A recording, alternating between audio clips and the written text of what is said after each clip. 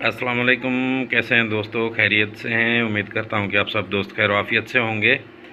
जैसा कि कल मैंने आपसे शेयर किया था इस डिजिटल मल्टीमीटर के हवाले से, तो आज इसी डिजिटल मल्टीमीटर की सपोर्ट से, इसी टूल की सपोर्ट से मैंने एक 7600 डिजिटल जो है ICF SW 7600 वो ऑन कर लिया। इसकी पोजीशन इतनी बिगड़ी हुई थी, मतलब किसी कारीगर ने जो है इस पे खूब अपनी उस्तादी की हुई थी और कोई भी चीज़ इसकी इस हिस्से में उसने साबित नहीं छोड़ी जिस पे रिपेयरिंग का काम किया जा सके। इवन ये जो इसका इन्वर्टर है ये तक चेंज कर दिया था।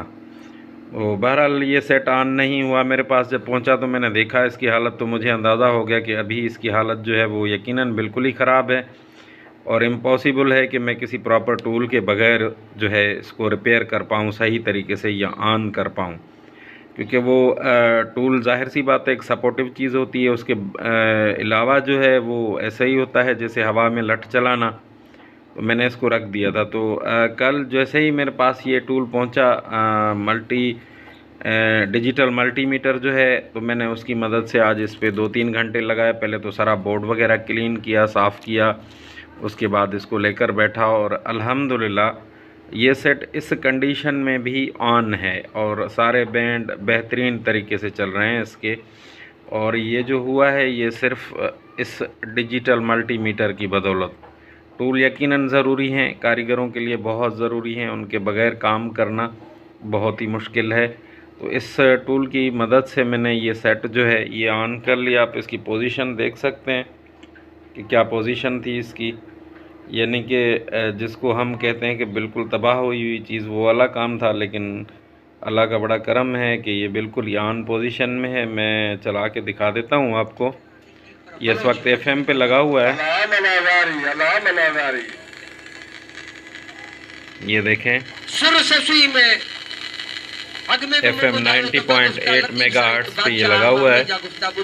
और इसमें सबसे ज़्यादा फॉल्ट जो आता है कैपेसिटर चेंज करने के बाद वो यही आता है कॉमन फॉल्ट के इसका FM जो है वो जवाब दे जाता है।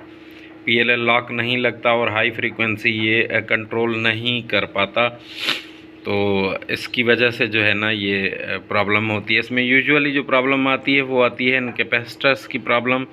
लेकिन बड़े अफसोस के साथ कहना पड़ रहा है कि हमारे जितने भी दोस्त जो कारीगरी का काम करते हैं या इस तरह की कोशिशें करते हैं, वो क्या करते हैं कि उठाते हैं सारे के सारे कैपेसिटर चेंज कर डालते हैं या कुछ ऐसा कर देते हैं जिससे आगे किसी कारीगर के लिए रास्ता ही नहीं बन पाता कि वो जो है वो उस चीज़ को दोबारा बनाए या दोबारा रिपेयर करे। इसमें अमूमन 3-4 फ़िल्टर ही ख़राब होते हैं। अगर जानने वाला बंदा जिसको काम का पता है, अगर वो प्रॉपर तरीके से इसको रिपेयर करे, तो मैं समझता हूँ ये एक बेहतरीन रेडियो है और ये बहुत ही लॉन्ग ड्यूरेशन चल सकता है, लेकिन बशर्ते कि रिपेयरिंग इसकी दुरुस्त हुई हुई हो। इसमें ये कैपेसिटर जो हैं इसके अक्सर ख़राब हो जाते हैं, उसमें 3-4 ही यूजुअली ख़राब होते रहते हैं। बहरहाल लाजमी नहीं है कि वो ख़राब हों, लेकिन कहने का मकसद ये है कि अगर प्रॉपर नॉलेज के साथ इसको बनाया जाए और उसको प्रॉपर देख के अच्छे तरीके से चेक करके जिस मिस्त्री को नॉलेज है वो बनाए, तो यकीनन ये बन जाता है। तो इसमें जो मैं आपको एक और मज़ीद इसके हवाले से चीज़ बताता चलूँ कि इसमें इन्वर्टर होता है, डिजिटल रेडियो में इन्वर्टर होता है। अब इसके अंदर इन्वर्टर है, ये आपके 6 वोल्ट को 14 वोल्ट में कन्वर्ट करता है, उसके बाद ये मशीन चलती है।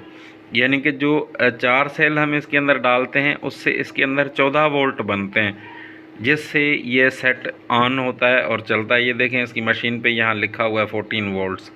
तो ये इन्वर्टर सिस्टम है और बहुत सारे लोगों को इसका पता ही नहीं होता कि ये किस तरह रन करता है, हाई वोल्टेज इसमें कहाँ से बनेंगे, किस तरीके से होगा, कौन सा कैपेसिटर किस काम का है, कौन सा कैपेसिटर किस काम का है। तो काइंडली जब भी किसी की चीज़ रिपेयर करें, कोशिश करें कि आप नॉलेजेबल हों। अगर आपको नॉलेज नहीं है तो उस सूरत में आजकल इंटरनेट पे बहुत कुछ अवेलेबल है। हम तो जब ये काम सीखते थे उस वक्त तो ये कोई भी चीज़ नहीं होती थी, लेकिन आजकल इंटरनेट पे कौन सी चीज़ है जो नहीं अवेलेबल। आप सेट का मॉडल नंबर चेक करें, उसका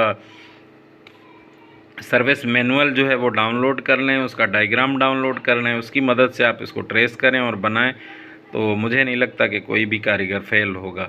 बस इन चीज़ों का ख्याल रखें और दुआओं में याद रखिएगा। आपको अपडेट करने का मकसद सिर्फ ये था कि किसी की भी चीज़ बनाएं तो उसको प्रॉपर बनाएं। अगर आपको समझ में नहीं आ रहा तो बेशक उसको छोड़ दें, लेकिन उसका ऐसा हशर ना करें कि वो दोबारा बनने के काबिल ही ना रहे। दुआओं में याद रखिएगा। आपका अपना भाई ज़हीर अहमद जमाली, नवाबशाह से।